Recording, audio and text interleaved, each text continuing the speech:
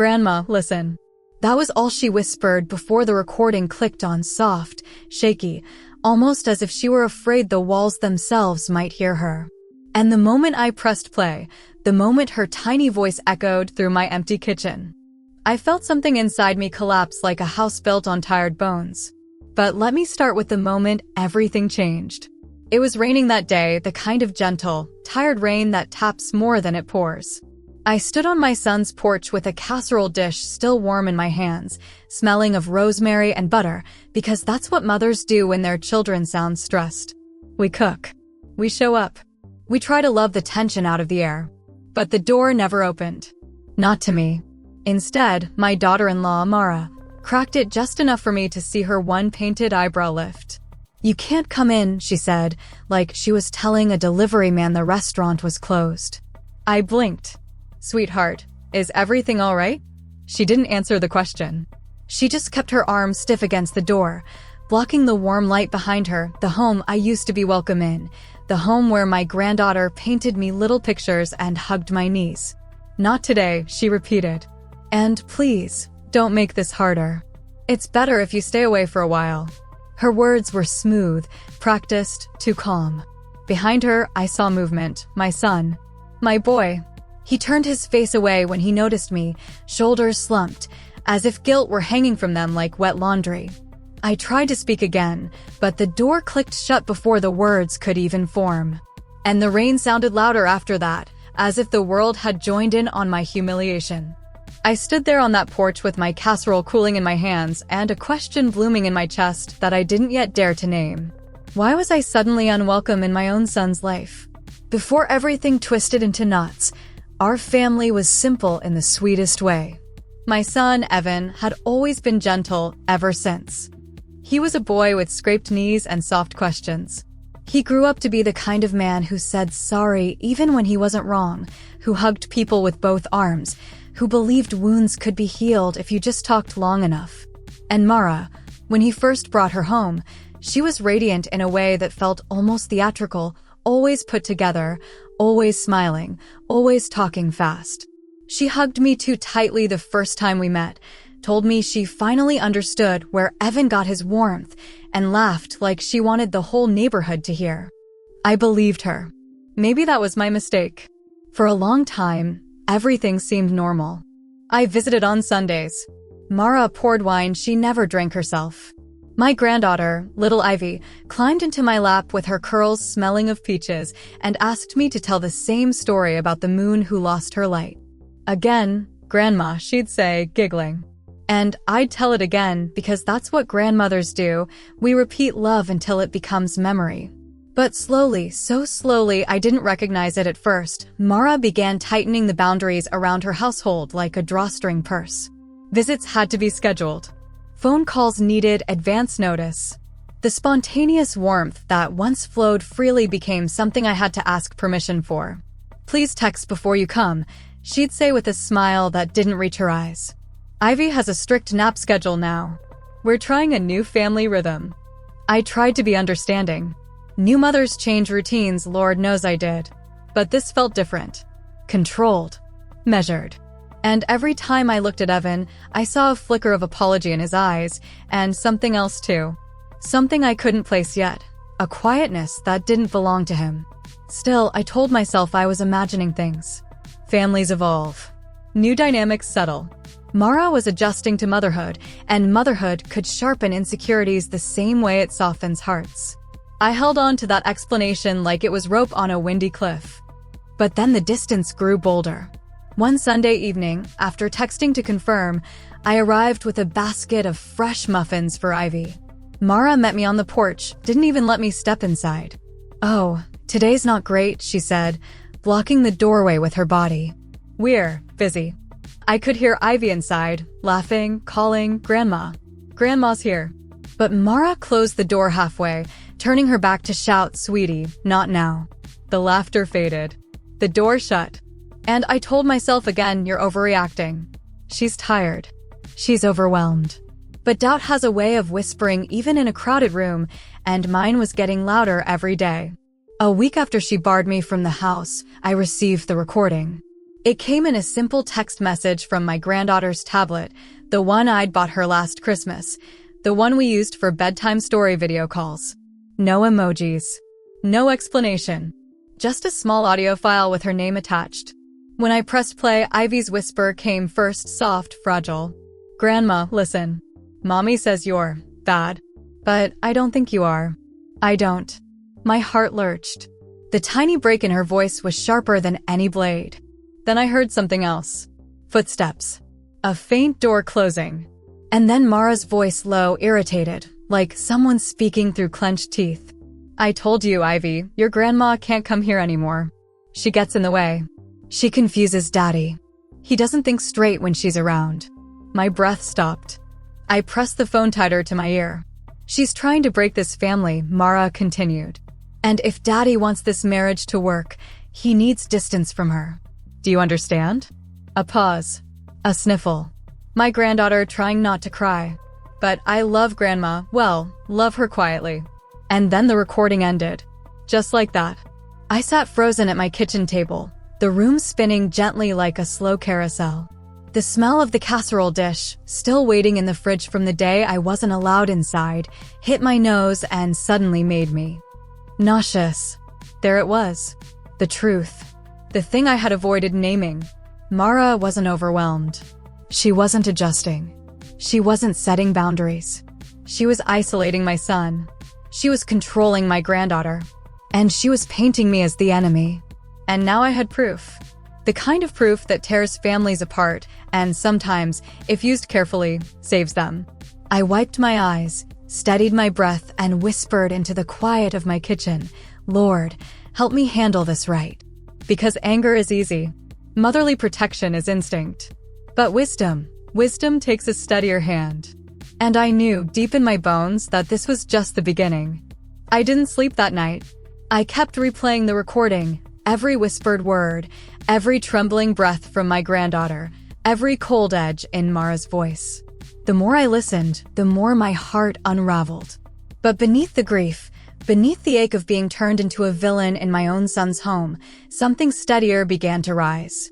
Resolve. I needed to see my son. Alone. Without the gatekeeper at the door. The next morning, I woke early, baked a fresh loaf of bread because food softens even the hardest conversations, and drove to Evan's workplace. I waited in the parking lot, the warm loaf wrapped in a kitchen towel on the passenger seat. When he stepped outside for his lunch break and saw me, he froze. "Mom?" His voice cracked in surprise and fear. Fear. At the sight of his own mother. He walked toward me slowly, eyes darting around as if worried someone might see us speaking. I offered the bread. "I didn't know how else to reach you." He didn't take it. That told me more than any words could. "Mom, you shouldn't be here." "Why not, Evan?" He swallowed hard. "Mara, she doesn't want. This isn't about Mara right now," I said gently, placing the bread on the hood of his car. "I need to understand what's happening to us. To our family." He rubbed the back of his neck, a nervous habit he'd had since he was little. "Things are complicated." Complicated doesn't mean shutting out your mother. His eyes closed for a moment, and for the first time in months, I saw my son, the boy who used to run into my arms after school, the man who cried on my shoulder when he proposed to Mara and didn't know if the ring was good enough. He looked tired. No, he looked worn. "Mom," he whispered, voice trembling, "I just need you to give us space. Please. Is that what you want?" I asked quietly. "Or what you're being told to want." His mouth opened, then closed. The silence between us grew heavy, uncomfortable, full of unspoken truths. But he didn't deny it. And that was enough for now. "I heard something yesterday," I said softly. "From Ivy." His whole body stiffened. "From Ivy?" What did she not from her words, I interrupted, but from something she recorded. He looked like the ground dropped beneath him. "She recorded what?" "I'm not here to accuse you," I said. "I'm here because your daughter is afraid. And because someone in your home is telling her to love me quietly." A tear welled in the corner of his eye, so small, but so revealing. "Mom, please don't play it." The desperation in his voice nearly shattered me. "If Mara finds out, it'll make everything worse." I stepped closer, lowering my voice. "Evan, sweetheart, it's already worse. But he shook his head, backing away, almost panicked. I have to go, he muttered. I'm sorry.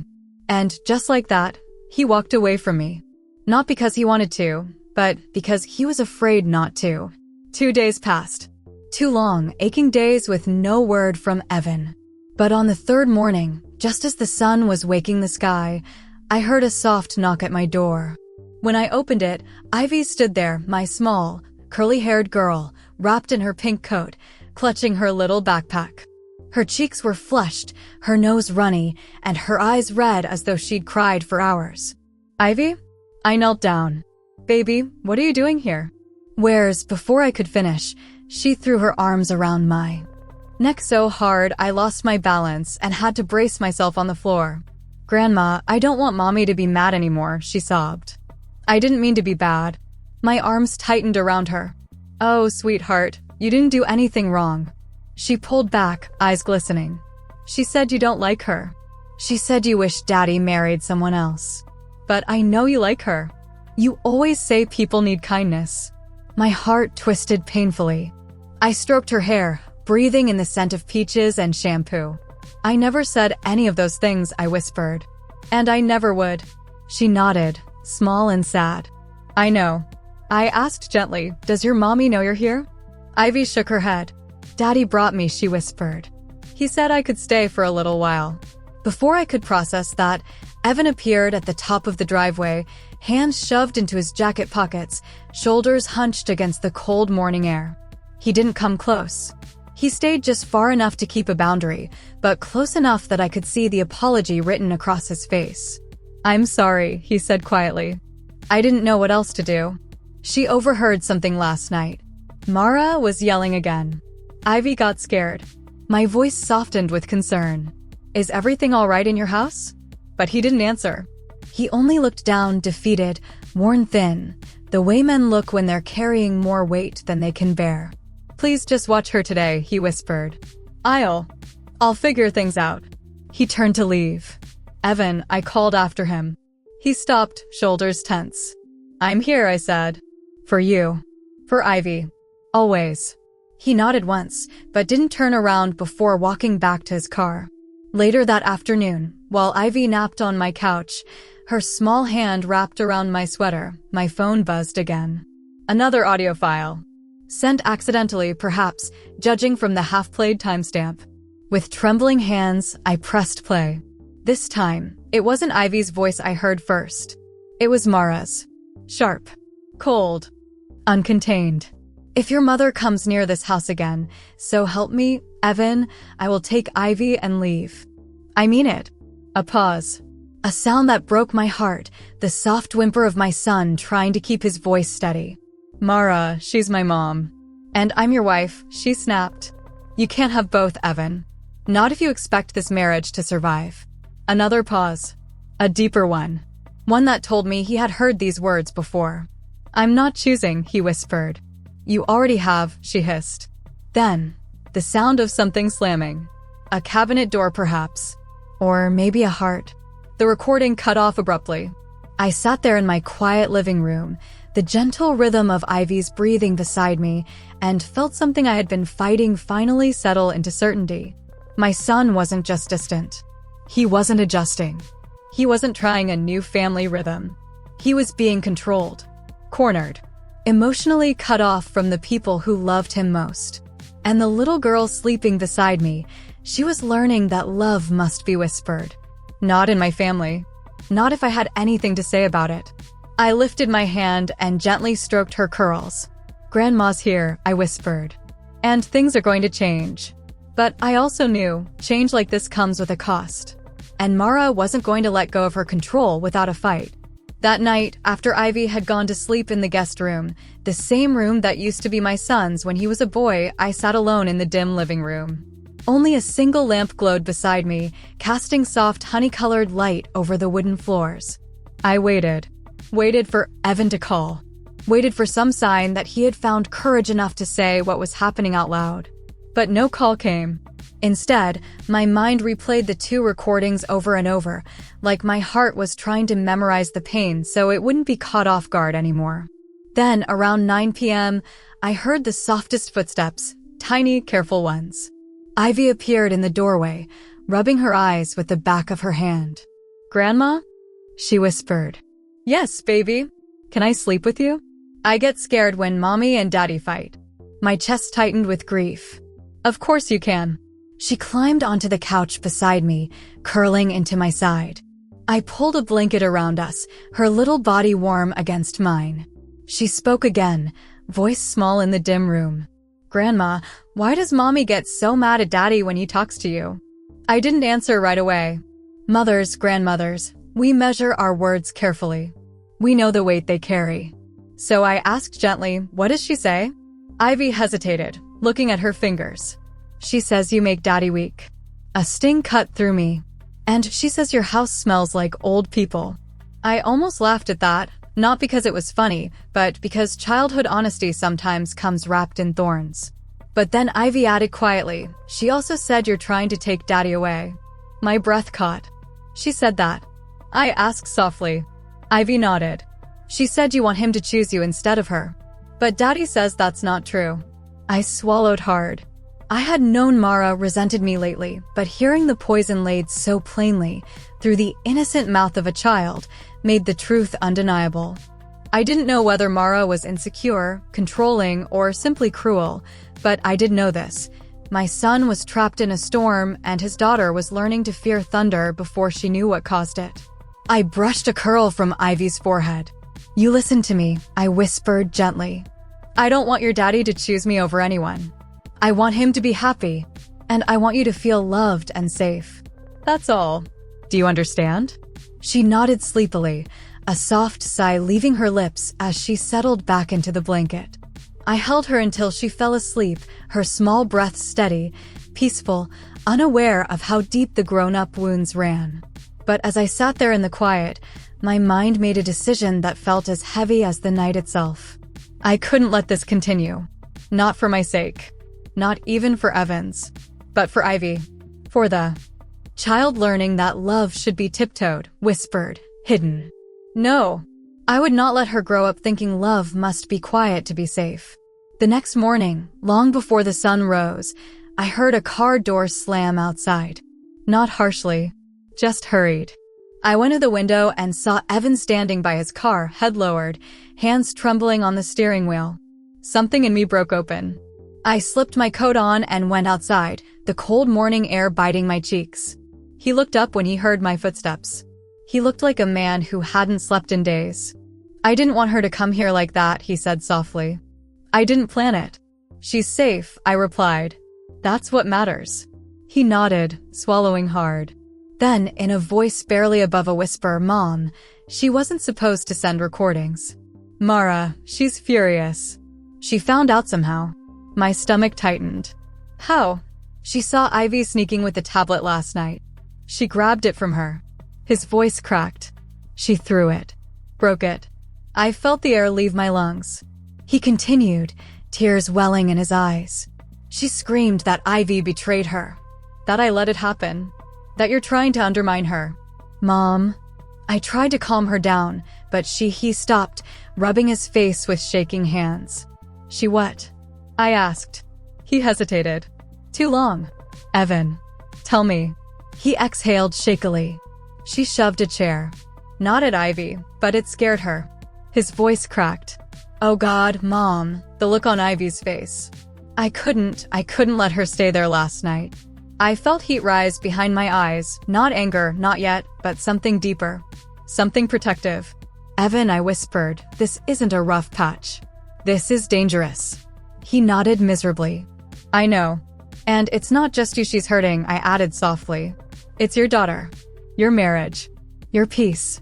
He sank onto the driver's seat, burying his face in his hands. "She won't let you near us," he said. "She keeps saying you're the reason we fight. That you judge her. That you think she's not enough." I blinked. Stunned. "I've never said anything like that to her." "I know," he whispered. "I know that. But she believes it. Or she needs to believe it." Then, in a raw, broken voice he rarely showed anyone, "Mom, I don't know what to do." I had waited months for those words. Not because I wanted him to hurt. but because you cannot help someone who is not ready to see the truth. And now he saw it. Clearly. Painfully. Come inside, I said gently. Let's talk. But he shook his head rapidly. She tracked my phone this morning. If she sees I'm here, he didn't finish. Fear. In my son's voice. Fear of his own wife. That was the moment something inside me shifted from sadness to certainty. He looked at me, eyes red. I don't want to lose my marriage. I reached out and held his face, like I did when he was a child. You won't lose your marriage, I whispered. But you might lose yourself if you don't address what's happening. His chin quivered. Mom and Ivy, I continued softly. You could lose her trust. Her sense of safety. He closed his eyes tightly as if those words hit him deeper than anything else.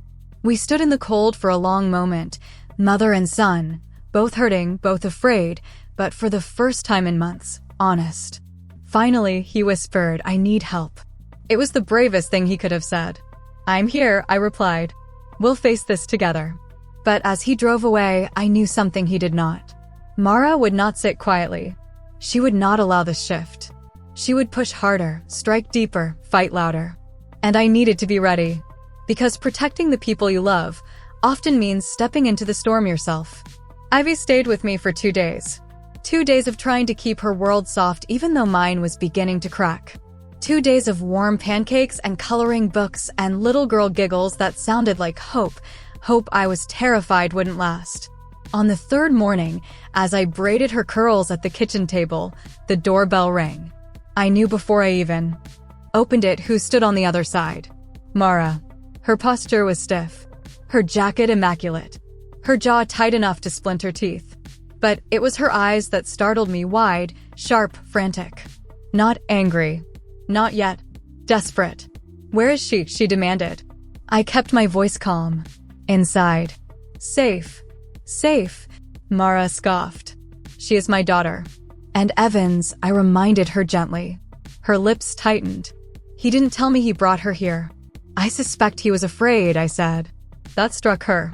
Her eyes narrowed, not with confusion, but realization. The kind that makes a person dangerous. You've turned him against me, she hissed. I knew it. I knew you would try this. Mara, I said slowly, no one is against you.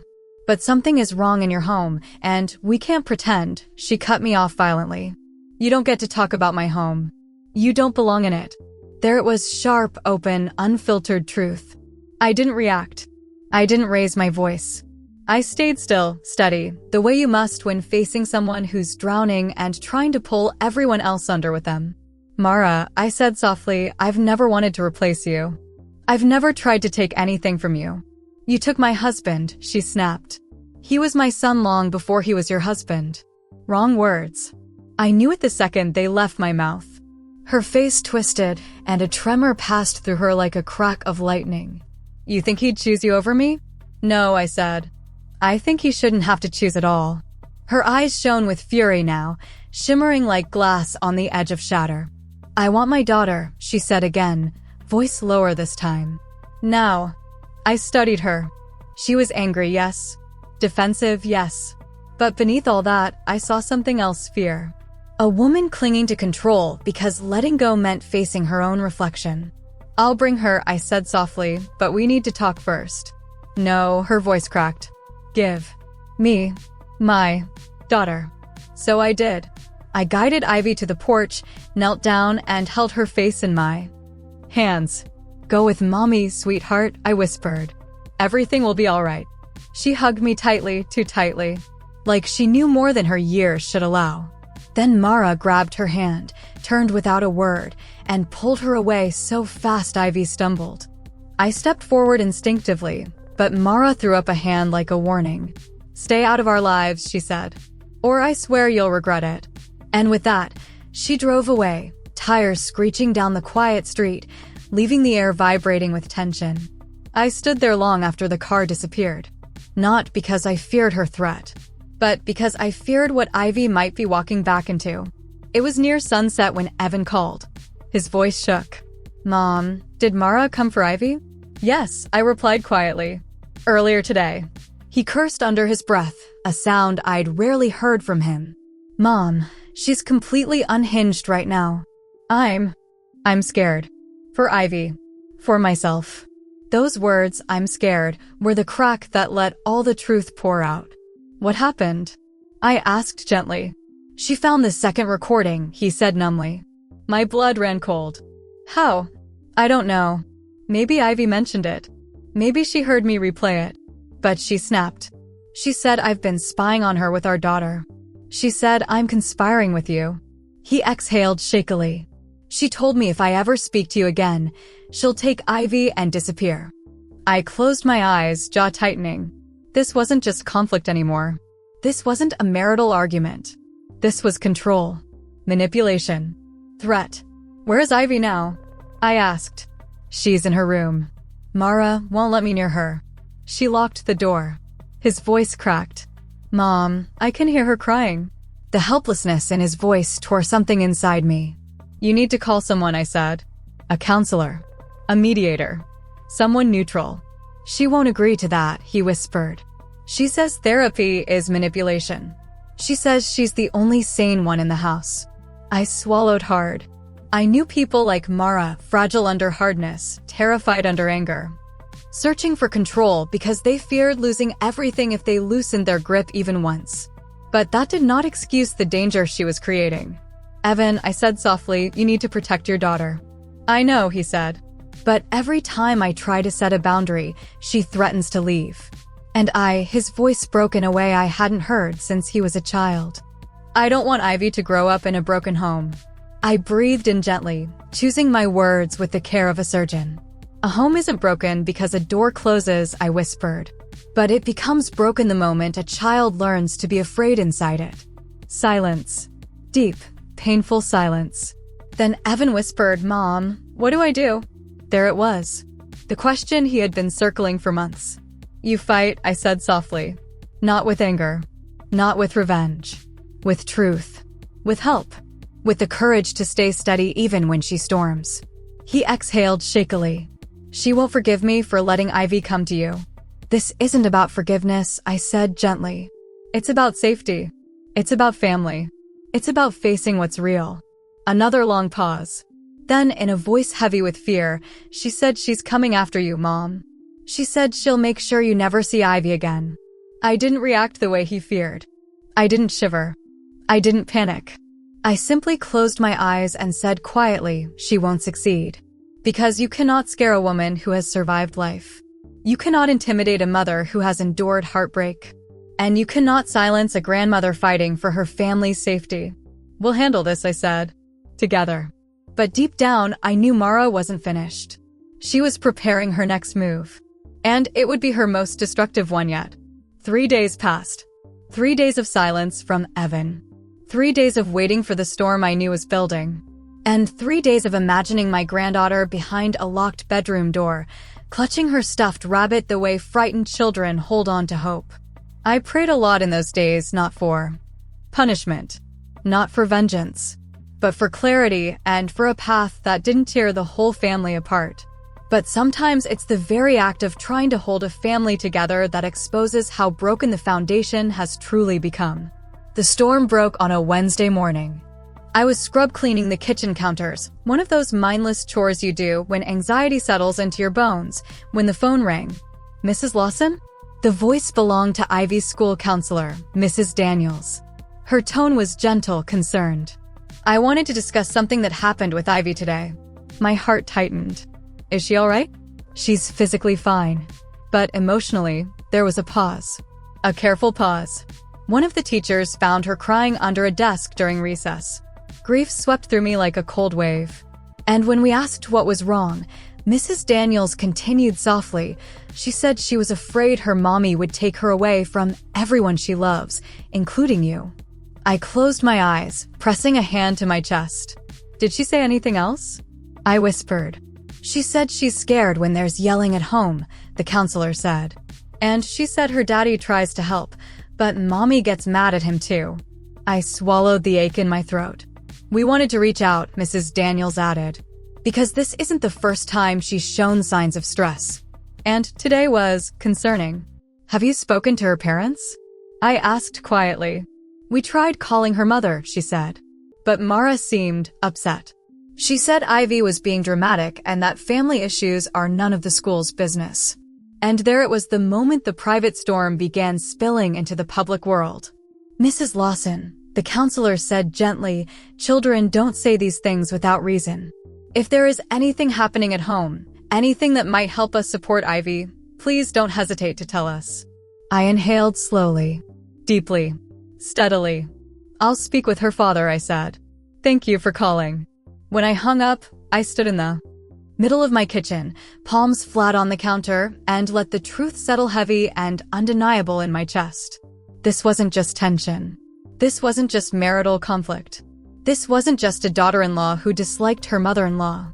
This was emotional harm, manipulation, instability, and a child caught in the crossfire. I had tried to stay quiet. I had tried to stay respectful. I had tried to stay small for the sake of peace. But the moment a child begins hiding under school desks, silence becomes complicity. That evening, just as the sun dipped low behind the pines, I heard a car screech into my driveway. The slam of a door followed, then pounding hard, furious, against my front door. I already knew who it was before I opened it. Mara. Her hair was wild, her eyes bloodshot, her breathing jagged. She looked less like the immaculate woman who used to host dinner parties and more like a person being swallowed by her own panic. "You," she screamed the moment she saw me, her voice so loud it echoed down the street. "Mara," I said calmly, "please lower your voice. You went to the school. You talked to them. You told them about our marriage." "No," I said gently but firmly. "They called me. Because Ivy has been crying at recess." Mara's face twisted. "Of course she's crying," she snapped. "You're putting lies in her head. You're making her afraid of her own mother." "I've never said anything bad about you to that child," I replied evenly. "You don't have to say it," she spat. "You imply it. You show it. You act like I'm some villain." I took a slow breath. "Mara, I think you're overwhelmed. But your reactions," her hands shook violently. "Don't you dare tell me how I react. You think you can just waltz in and steal my daughter? My husband? My life?" "I'm trying to help them," I said softly. "And you too. I don't need help." The words tore out of her like glass. Behind her in the driveway, I saw a shadow move. Evan. He looked exhausted, drained in every possible way. He didn't come closer, just stood there, watching, as if he didn't know which of us was going to explode first. "Mara," he said gently, "please, come back to the car. Let's talk inside." She spun on him. "No, you don't get to silence me. Not anymore. She's the problem." She jabbed a shaking finger toward me. Everything was fine until she came back into our lives. I met Evan's gaze over her shoulder, steady, calm, the way a mother looks at her child even when the fire is rising all around them. "Mara," I said, "I haven't come between you and Evan." "Yes, you have." Her voice cracked. "You always have." And suddenly, in her trembling eyes, I saw it. Fear. Deep, suffocating fear of not being enough. Fear of losing the life she clung to with both hands. Not a monster. Not a villain. A woman drowning. But even drowning people can pull others under with them if no one intervenes. "Mara," I said softly, I heard the recordings. Her entire body froze. Evan inhaled sharply. "You heard what?" Her voice shrank into a whisper. "I heard you telling Ivy to love me quietly," I said. "I heard you telling Evan he can't have both of us in his life." Her eyes widened in terror, real terror now. "Mara," I continued gently, "families don't have to be either or. They don't have to be battles." "You think I wanted this?" she whispered. "You think I wanted to become this?" Her voice cracked like fragile glass. And for a moment, for the briefest moment, I saw the truth behind her anger. She wasn't trying to control the world around her. She was trying to control the fear inside her. But she didn't know how. And she was hurting the people she loved most in the process. "Mara," I said softly, "you need help." "No," she whispered, stepping back. "No. No therapy. I don't need therapy. You need someone to guide you through the storm," I said gently, "before it destroys your family." Her lips trembled. "I won't lose them." "You won't," I whispered. "But not like this." She stood there, shaking silent for the first time in months. And then, she crumpled. Right there in my driveway. Sobbing into her hands, shoulders shaking, anger melting into grief. Evan rushed to her side. And I stepped back, giving them space. It wasn't my moment. It was theirs. But for the first time, the truth had finally come into the light. And once truth emerges, it cannot be shoved back into the shadows.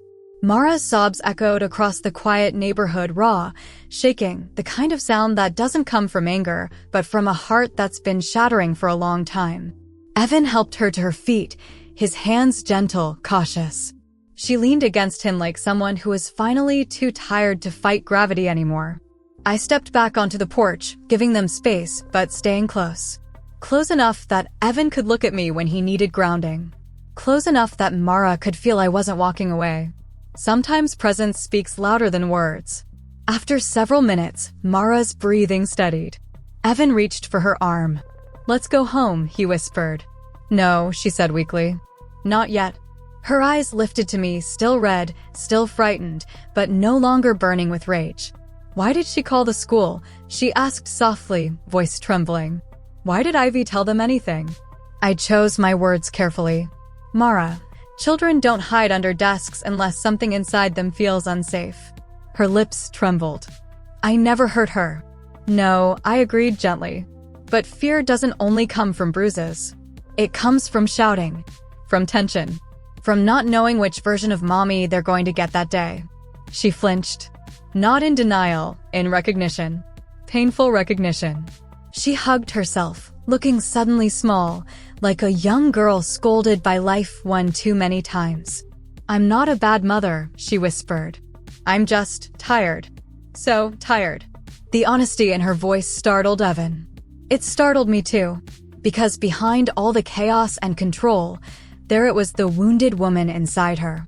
The woman who didn't know how to be loved without gripping too tight.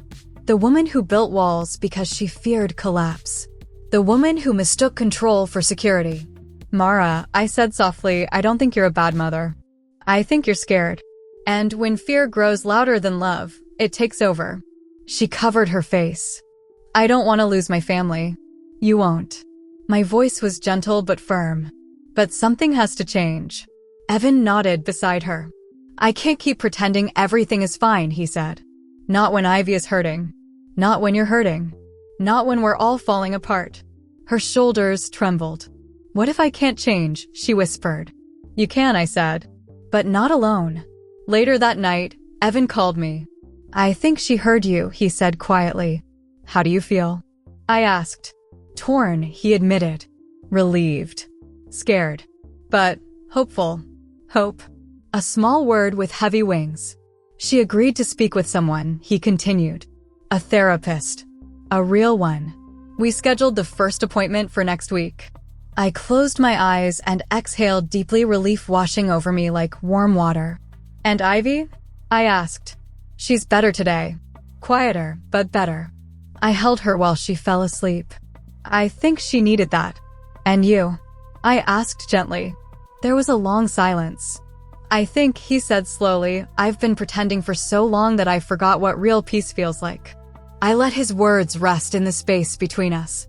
"Evan, I'm proud of you." His breath caught. "Thanks, Mom." But the road ahead was still long. Therapy doesn't fix the past overnight. Healing doesn't start with forgiveness, it starts with truth. And the truth had only just begun to surface. A week later, Evan asked me to come with them to a mediation session. Not therapy, but a neutral space where concerns could be voiced with someone trained to guide emotional conflict. I sat beside him in the small office, calm, steady, present. Mara sat across from us, hands clasped in her lap, eyes avoiding mine. The mediator, a patient woman with warm eyes, began gently.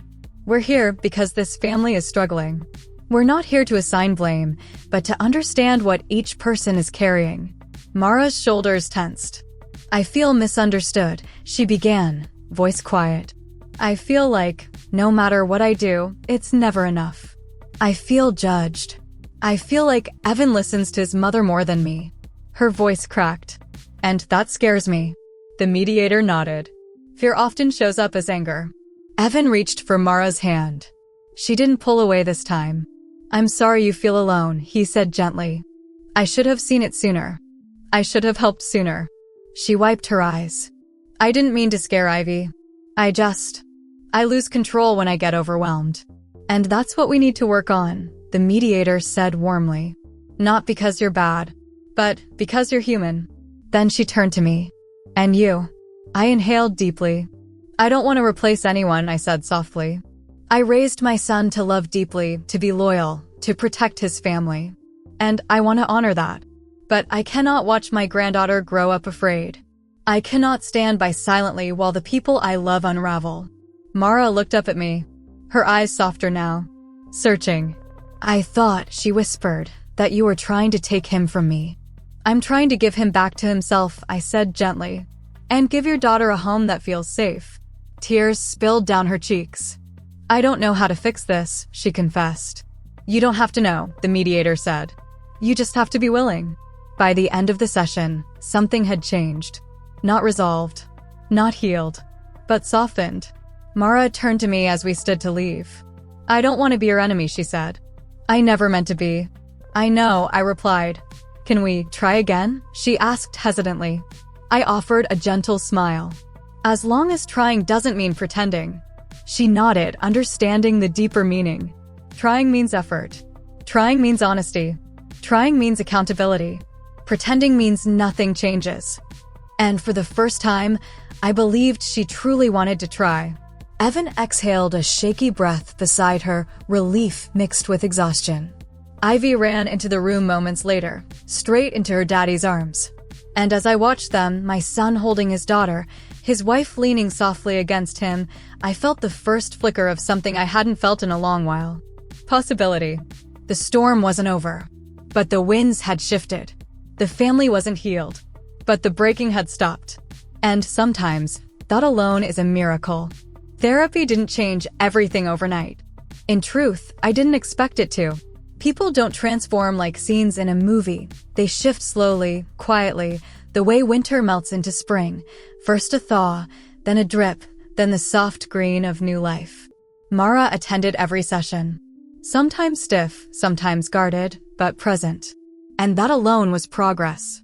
Evan grew stronger too, his voice steadier, his boundaries clearer, his fear loosening its grip one thread at a time. He began coming by on his lunch breaks, sometimes with a grocery bag, sometimes just to sit in my kitchen and talk. I didn't realize how much I'd been shrinking, he confessed one afternoon, stirring sugar into his tea. I kept trying to keep the peace, and in the process, I lost myself. I touched his hand gently. Peace built on silence isn't peace, I said. It's just quiet suffering. He nodded, eyes soft with understanding. And Ivy? I asked. A smile lifted one corner of his mouth. She sleeps through the night again. She laughs more. She doesn't cling as tightly.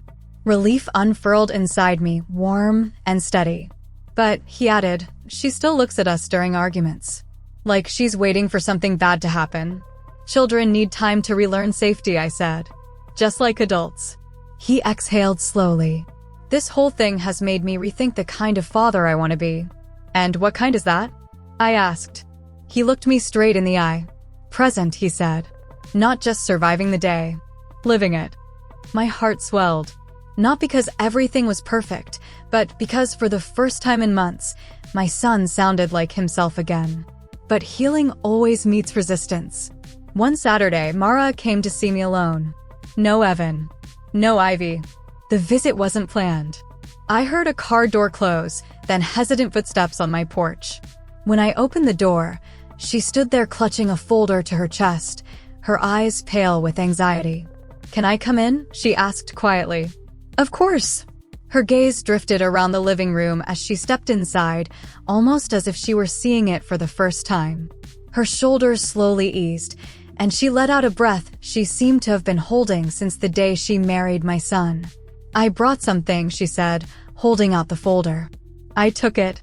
Inside were pages, journals, scribbled notes, worksheets from therapy, raw, unfiltered pieces of herself. I want you to understand me, she said softly. Not approve of everything I've done. Just understand where it came from. I met her eyes. I'm listening.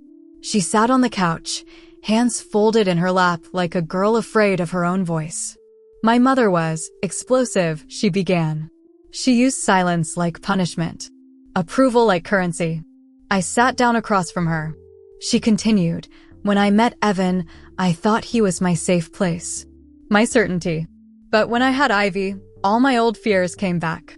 Fear of failing, fear of losing, fear of not being enough. She swallowed hard. And every time he called you, every time Ivy hugged you more than me, I felt like I was being replaced again. My breath caught. Mara, I said gently, love isn't a competition. I know, she whispered. But fear made it feel like one. Tears slipped down her cheeks, slow, quiet, without drama. I didn't hate you, she said. I hated the feeling that Ivy might love you more. That Evan might love you more. And instead of facing that fear, I tried to control everything around it. I leaned forward, voice soft. That fear didn't come from me. It came from your past. But you put it on your present. She nodded, sobbing now. I'm sorry, she whispered. For everything. For shutting you out. For hurting Evan. For terrifying Ivy. I didn't want to become my mother. I reached across the coffee table and placed my hand softly over hers. You aren't her, I said. But healing means choosing different reactions, not just different intentions. She lifted her eyes, fragile, hopeful. Do you think I can fix this? I think you can grow, I said.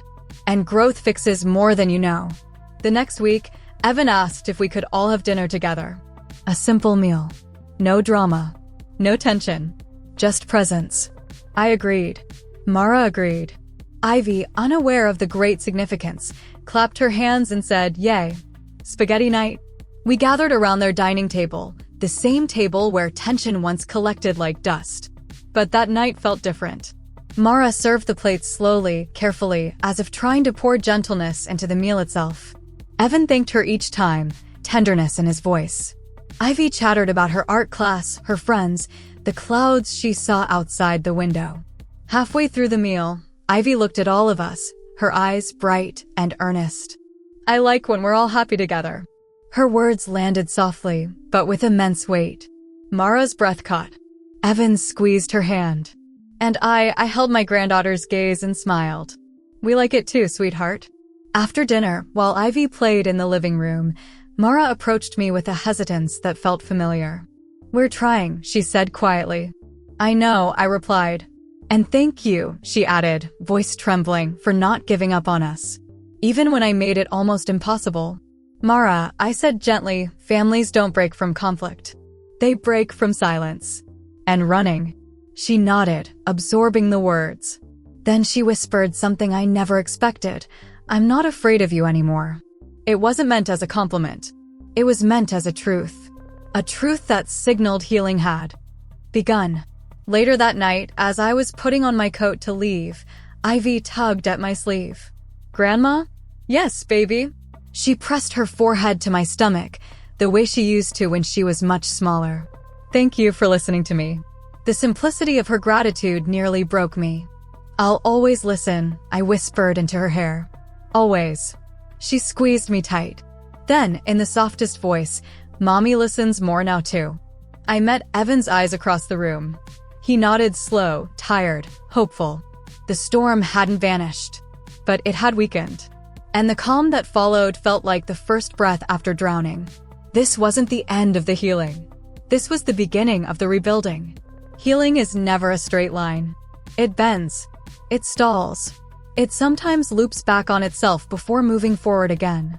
But in the months that followed, I witnessed something I hadn't seen in a long time, a family learning to breathe again. A new kind of honesty began to grow. Evan grew firmer in his boundaries, not sharp, not cruel, but grounded. He spoke his truth without trembling.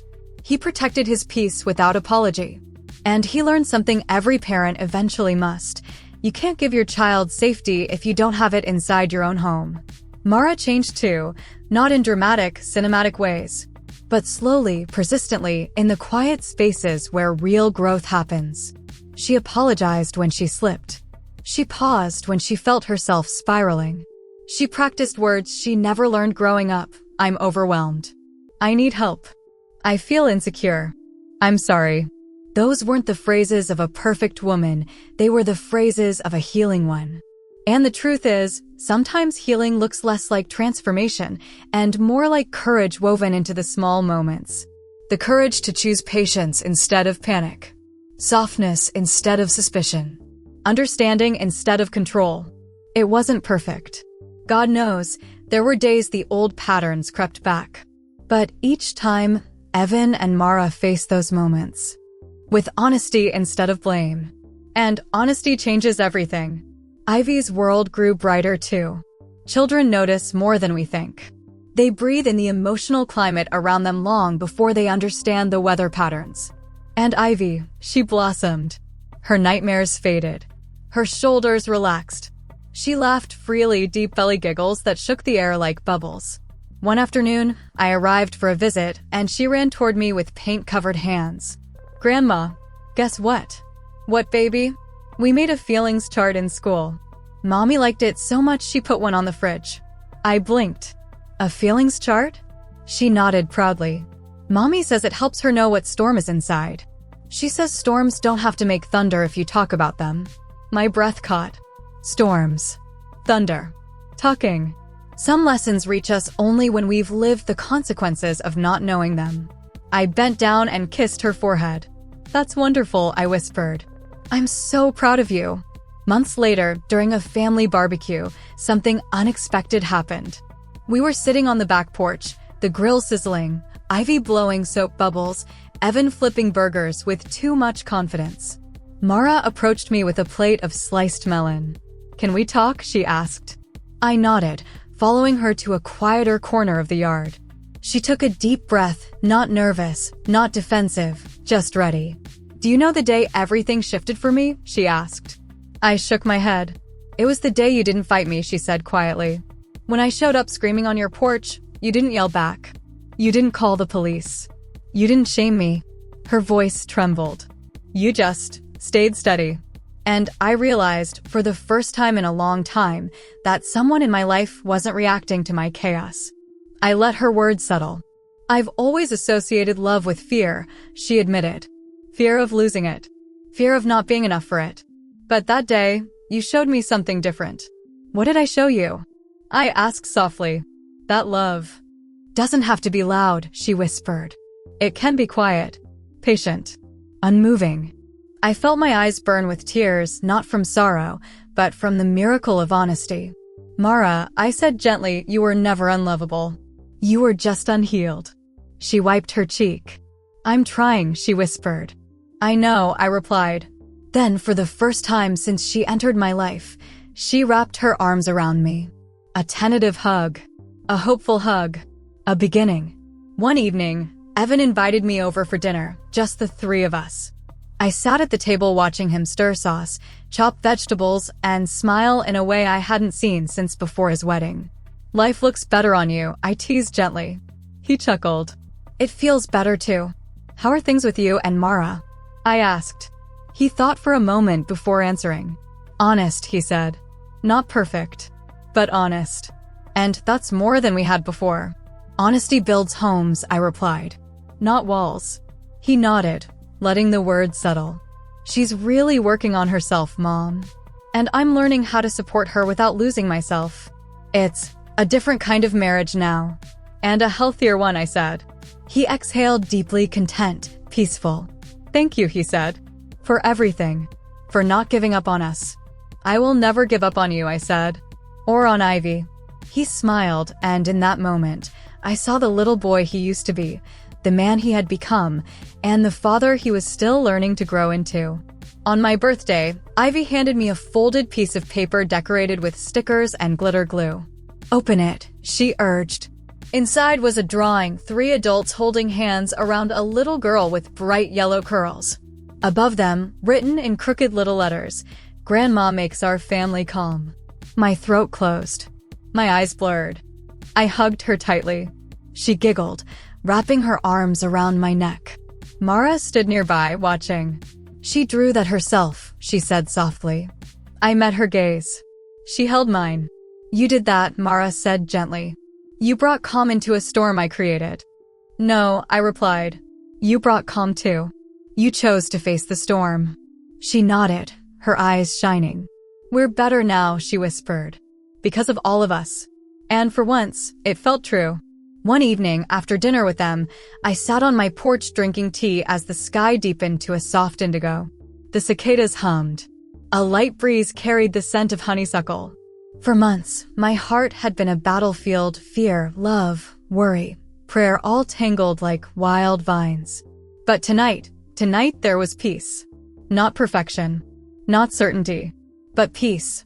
And as I closed my eyes, I thought of the little voice that started it all. "Grandma, listen." I had listened. And because of that, a marriage survived. A child felt safe again, and a family began to heal. Sometimes being the one who listens is what saves everyone. You know, when I look back on it all now, the recordings, the shouting, the fear, the trembling hands, the late-night prayers, I realized something I didn't understand in the beginning. Healing doesn't come from choosing sides. It comes from choosing truth. My granddaughter's little whisper, "Grandma, listen," wasn't just a cry for help. It was an invitation for all of us to stop pretending, to stop surviving quietly, and to start living honestly. Families don't break because people make mistakes. Families break because everyone is too scared to speak the truth out loud. And they heal when one person finally finds the courage to say, "This isn't love. This is fear. And we deserve better." My daughter-in-law wasn't a villain. She was a woman drowning in her own history, gripping everything too tightly because she never learned how to trust that love can stay. My son wasn't weak. He was a man suffocating under expectations he never learned how to name. And my granddaughter, she was just a little girl who needed the adults around her to grow up enough to protect her heart. So let me ask you something tonight. What storms are you silently living in? And what truth are you still too afraid to speak? Because sometimes, the healing begins the moment someone listens. And if you've ever been that someone or wish someone would listen to you, then go on and join this family here. Subscribe, share your story, and know, Auntie Diaries is always listening.